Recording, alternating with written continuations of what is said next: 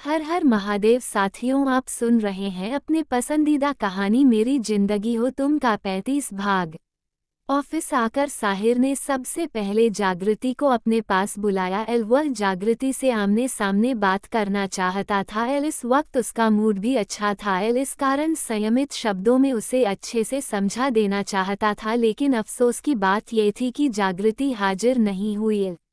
कहाँ है मिस जागृति? साहिर ने पूछा। सर पता नहीं, आज उनके केबिन में खुद सिसोदिया सा बैठे हुए हैं। मिस जागृति ऑफिस नहीं आई है। एम्प्लॉय की बात सुनकर साहिर सोच में पड़ गया था। अब सिसोदिया सा से तो जाकर डायरेक्ट पूछना सही नहीं लग रहा था, और न ही बिना किसी सबूत किसी सिसोदिया से यह कह सकता था कि वह अर्जुन पर हमले करवाना बंद करें। ऐसे में केवल एक जागृति ही थी जिससे कुछ कहा सुना जा सकता था। तो साहिर ने जागृति को फोन करना ही सही समझा। जागृति उस वक्त प्रतीक सिंह सिसोदिया के साथ अपने दिल्ली वाले ऑफिस में मौजूद थी। जब उसके फोन पर साहिर की कॉल आई तो उसने अपने बड़े पापा के चेहरे की तरफ देखा। साइलेंट करके फोन छोड़ दीजिए, उठाने की जरूरत नहीं है, अपने काम में ही मगन सिसोदिया ने बिना जागृति की तरफ देखे हुए ही कहा। पर ये तो साहिर का फोन है, जागृति ने जैसे जताते हुए कहा। जानते हैं इसीलिए तो कह रहे हैं कि आपको कोई ज़रूरत नहीं है उनका फ़ोन कॉल उठाने की या फिर खुद फ़ोन करके उनसे बात करने की। उन्हें अगर आपसे काम है तो वह खुद आकर आपसे आमने सामने बात करें। पर बड़े पापा वो प्रतापगढ़ में है और मैं यहाँ पर दिल्ली आई हुई हूँ। जागृति उनकी बात का मतलब नहीं समझी। आप केवल प्रतापगढ़ से दिल्ली आई हैं, विदेश नहीं गई। प्रतापगढ़ से दिल्ली का रास्ता मात्र 5 घंटे का है और साहिर को दिल्ली आना ही है। प्रतीक सिंह सिसोदिया ने अपने सामने रखी हुई फाइल को बंद करते हुए कहा। लेकिन बड़े पापा, उन्हें पता कैसे होगा कि मैं यहाँ दिल्ली में हूँ? जागृति साहिर का फोन उठाना चाहती थी, लेकिन प्रतीक सिंह सिसोदिया के सामने बात करते भी झिझक हो रही थी। और दूसरे में जब प्रतीक सिंह सिसोदिया उसे मना कर रहे थे तो वह भी नहीं समझ पा रही थी, कारण कि आज बहुत दिनों के बाद साहिर ने खुद से आगे बढ़ाकर उसे कॉल किया था, तो ऐसे में वह उसका फ़ोन ड्रॉप नहीं करना चाहती थी। जबकि प्रतीक सिंह सिसोदिया से बात करते समय करीब 2 या 3 बार फ़ोन पूरी रिंग होकर कर चुका था। पता नहीं है तो पता करें ना, जहाँ चाह होती है वहीं राह होती है। अगर उन्हें आपसे मिलने की इच्छा होगी तो वह पता कर लेंगे कि आप कहाँ हैं। और दूसरी बात, खुद की वैल्यू करना सीखें। अगर आप अपने आप को वैल्यू देंगे तभी दूसरे आपको वैल्यू देंगे। मेरी बात को समझने की कोशिश कीजिएगा। नदी का नाम तब तक ही नदी है जब तक कि वह स्वतंत्र बहती है। सागर मिलने के बाद नदी का कोई स्वतंत्र अस्तित्व नहीं रह जाता।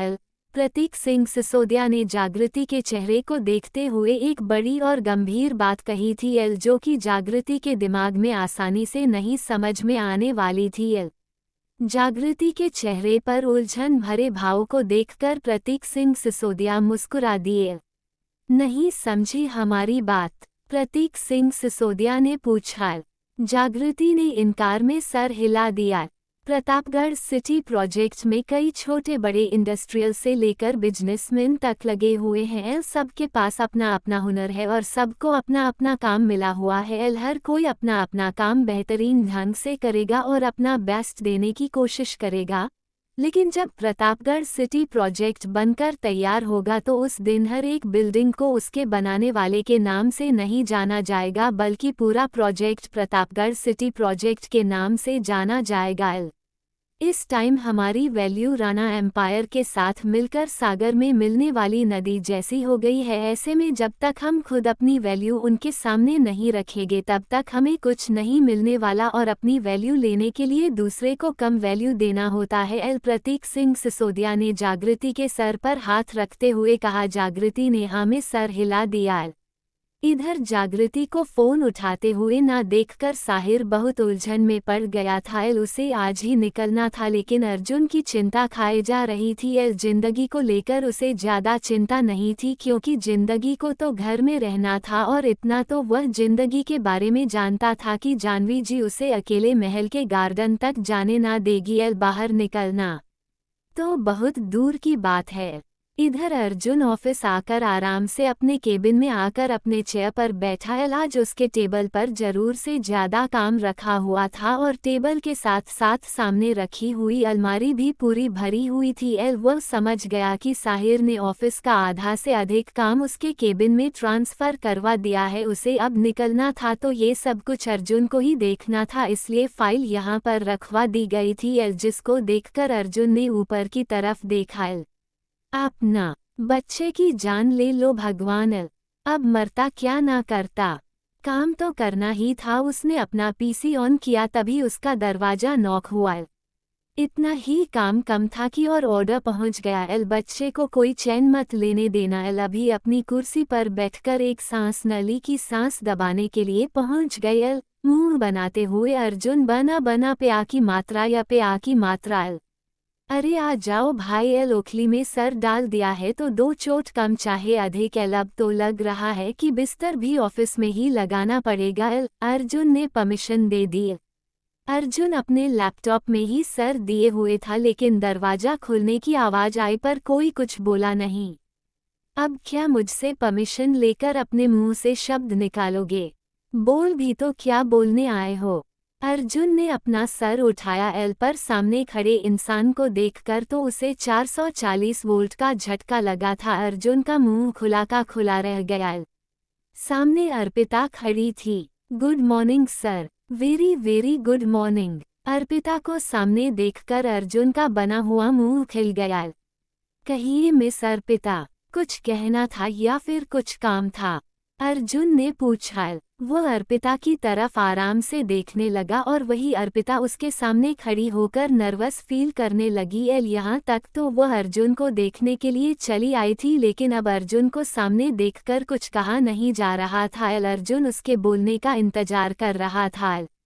अर्पिता को आगे कुछ बोलने के शब्द भी नहीं मिल रहे थे। अर्जुन समझ तो गया था, लेकिन अर्पिता के मुंह से सुनना चाह रहा था। लड़कियों के मामले में अर्जुन मस्त मौला इंसान था। उसे लड़कियों से बात करने में झिझक नहीं होती थी। जबकि साहिर अपने काम से काम रखता था। स्कूल से लेकर कॉलेज हो या फिर हायर एजुकेशन के लिए एब्रॉड की यूनिवर्सिटी हो, साहिर ने जागृति के अलावा किसी भी लड़की से बात तक नहीं की थी। पर अर्जुन की लिस्ट लंबी थी। उसकी XYZ तक की गर्लफ्रेंड भी थी। लेकिन राणा परिवार के शाही खून और शाही संस्कार ऐसे थे कि कभी भी अर्जुन ने अपनी लिमिट क्रॉस नहीं की थी। बोलिए, कुछ काम हो तो जल्दी से बताइए, मुझे बहुत काम करना है। कुछ नहीं, बस वह पूछना था कि आप ठीक हैं। क्यों, आपको मैं खराब लगता हूँ क्या? अर्पिता की बात को दूसरी तरफ मुड़ते हुए अर्जुन ने अपनी नज़रें टेढ़ी की। नहीं सर, ऐसी कोई बात नहीं है। कल आपको बताया था ना। वो सत्यम सर, इतनी तेजी में निकले कि मुझे डर सा लग गया था। और फिर मैंने सिक्योरिटी गार्ड से बात करते हुए को सुना कि आपकी गाड़ी पर हमला हुआ था।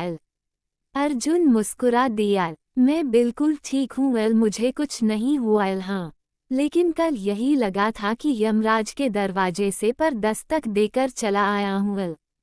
उल्टी सीधी बातें क्यों बोलते हैं सर? अर्पिता ने कुछ नाराजगी से पूछा। अरे सीधी बात ही कह रहा हूँ। वहाँ भले गोलियों के बौछार से बच गया, लेकिन यहाँ फाइलों की मार से मैं नहीं बचाने वाला। अर्जुन ने अपने सामने लगी हुई नई अलमारी को देखते हुए मुंह बनाया। आइए बैठिए, मैं अपनी केबिन में जा रही हूँ, मुझे बहुत काम है। तो मैं कौन सा आपको यहाँ आराम करने के लिए बुला रहा हूँ? अर्जुन ने अपने सामने लगी हुई चेयर पर अर्पिता को बैठने का इशारा करते हुए कहा। आज से आपकी एक टेबल मैं यही लगवा देता हूँ। कुछ जरूरी काम में मुझे आपकी ज़्यादा मदद की ज़रूरत पड़ेगी, इसलिए कुछ दिनों तक आपका केबिन यहीं से चलेगा। अर्जुन ने एक फाइल अर्पिता के सामने करते हुए कहा। अर्पिता और अर्जुन धीरे धीरे अपने काम में लग गए। ऐसा नहीं था कि अर्जुन को काम करना नहीं आता था या फिर वह काम करना नहीं चाहता था, बल्कि अर्जुन के साथ में एक प्रॉब्लम थी। वह स्थिर दिमाग का नहीं था। उसका दिमाग एक साथ 10 दिशाओं में भागता था, जिसके कारण एक जगह बैठकर 9 से 5 तो बहुत दूर की बात थी, 1 घंटा भी उससे काम नहीं होता था। और दुनिया में कोई भी काम समर्पण मांगता है। अगर आप पूरी तरह से समर्पित होकर उस काम को करेंगे तो निश्चित ही वह कार्य हो जाता है। पर यही समर्पण इतनी आसानी से होता नहीं। वैसे भी अर्पिता, क्या आज आप शाम को फ्री हैं? अर्जुन ने पूछा। सर ऑफिस के बाद तो फ्री हो जाऊंगी पर मुझे नहीं लगता कि आज हमें इतनी जल्दी ऑफिस से छुट्टी मिलेगी। कुछ काम था क्या आपको? अर्पिता ने अर्जुन की तरफ देखते हुए पूछा। अरे सारे काम तो आप ही से हैं, लेकिन आप अपने काम में इतना व्यस्त रहती हैं कि कभी मिलने भी नहीं आती। अचानक से किसी और की आवाज आई। दोनों ने दरवाजे की तरफ देखा तो मुस्कुराती हुई जिंदगी खड़ी थी। अरे दरवाजे पर क्यों खड़ी हो, अंदर चली आओ। अर्जुन जिंदगी को देखकर अपने चेयर से उठकर खड़ा हो गया। जिंदगी मुस्कुराते हुए अंदर आयल। आज ऑफिस कैसे? भाई सा ने बुलाया है क्या? अर्जुन ने पूछा। नहीं, जिंदगी ने इनकार में सर हिलाते हुए कहा। क्या मेरा मन आप लोगों से मिलने का होगा तो मैं ऑफिस नहीं आ सकती? जिंदगी ने अर्पिता की तरफ देखते हुए पूछा। घर पर तो रोज मिलती ही है ना? अर्जुन समझ नहीं पाया। मैं आपकी बात नहीं कर रही। जिंदगी ने अर्पिता की तरफ इशारा करते हुए कहा। सॉरी मैम, बट आप समझ सकती हैं। अर्पिता तेजी से बोल उठी। हाँ, मैं बिल्कुल समझ सकती हूँ। आपके दोनों सर इस वक्त जिस तरह से दिन रात काम करके सर दर्द किए हुए हैं, अपने साथ साथ अपने सारे एम्प्लॉय को भी लगाए हुए हैं। इसमें समय बहुत कम मिलता है। जिंदगी ने एक तिरछी नज़र अर्जुन के ऊपर डालते हुए कहा। देखो, यह इल्जाम है, मैं ये काम नहीं करता। हाँ, तुम्हारे साहब जरूर करते हैं। अपने ऊपर लगे हुए इल्जाम से अर्जुन बौखला उठा था। मेरे साथ तो ऐसे कह रहे हैं जैसे वह आपके भाई सा नहीं है। मुझसे ज्यादा तो दिन भर आप ही भाई साहब किए रहते हैं। जिंदगी तेजी से बोली। दुनिया में तुझसे पहले मैं आया था तो जाहिर सी बात है। अर्जुन हंस पड़ा। हाँ, पर काम के साथ साथ कुछ आराम भी जरूरी है। जिंदगी साहिर को सोचते हुए बोली। दाहिने हाथ से एक फोन उठाने तक की हिम्मत नहीं हो रही थी। इतना दर्द था। ये चीज जिंदगी ने महसूस किया था, लेकिन फिर भी ऑफिस आया था और निश्चित ही काम में ही लगा था। ज्यादा चिंता मत करो। उनको आदत हो गई है, अगर वह काम ना करे तो उनकी उंगलियों में दर्द होने लगेगा। अर्जुन ने जिंदगी के सर पर हाथ रखते हुए कहा। जिस दिन पापा की तबीयत खराब थी उस दिन आपने मेरी बहुत मदद की थी। मैं आपको पर्सनली थैंक यू बोलना चाह रही थी। किसी दिन घर पर आइए। जिंदगी ने अर्पिता से कहा। ऐसा कुछ नहीं है मैडम, ये तो आपका बड़प्पन है। अर्पिता ने धीरे से सर झुकाते हुए कहा। अर्पिता, ये दोनों फाइल रेडी हो चुकी है, यह आप भाई को दे दीजिए, उसके बाद हम आगे वाले काम में लगते हैं। अर्जुन ने अर्पिता को वहां से हटाते हुए कहा। वह समझ रहा था कि जिंदगी ऐसे तो ऑफिस आई नहीं होगी। अर्पिता ने धीरे से सर हिलाया और फाइल लेकर साहिर के केबिन की तरफ चल दी। अभी अर्जुन जिंदगी से कोई सवाल करता कि उसके पहले जिंदगी का सवाल हाजिर था। वैसे अर्जुन भाई, आपका क्या ख्याल है? इन्हें हमेशा के लिए राणा पैलेस लेकर चले? जिंदगी ने कुछ शरारत के साथ पूछा। अर्जुन हंस पड़ा। तुम अगर लेकर जाओगी तो हो सकता है रहने की भी जगह मिल जाए, वरना अगर मैं लेकर गया तो इन्हें बैठने के लिए तो कोई नहीं पूछेगा। उल्टा मुझे भी घर से निकालेंगे।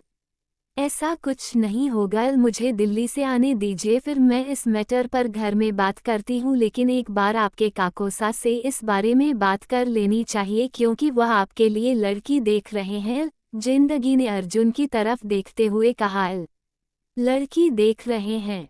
अर्जुन ने हैरानी से पूछा।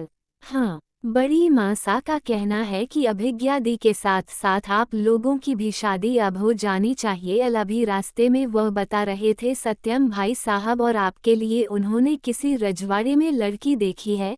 दोनों सगी बहनें हैं। जिंदगी की बात सुनकर अर्जुन सच में सोच में पड़ गया था। यह एपिसोड आपको कैसा लगा कमेंट करके ज़रूर बताएं। वीडियो को लाइक और चैनल को सब्सक्राइब करना मत भूलिएगा। मिलते हैं अगले भाग के साथ। हर हर महादेव।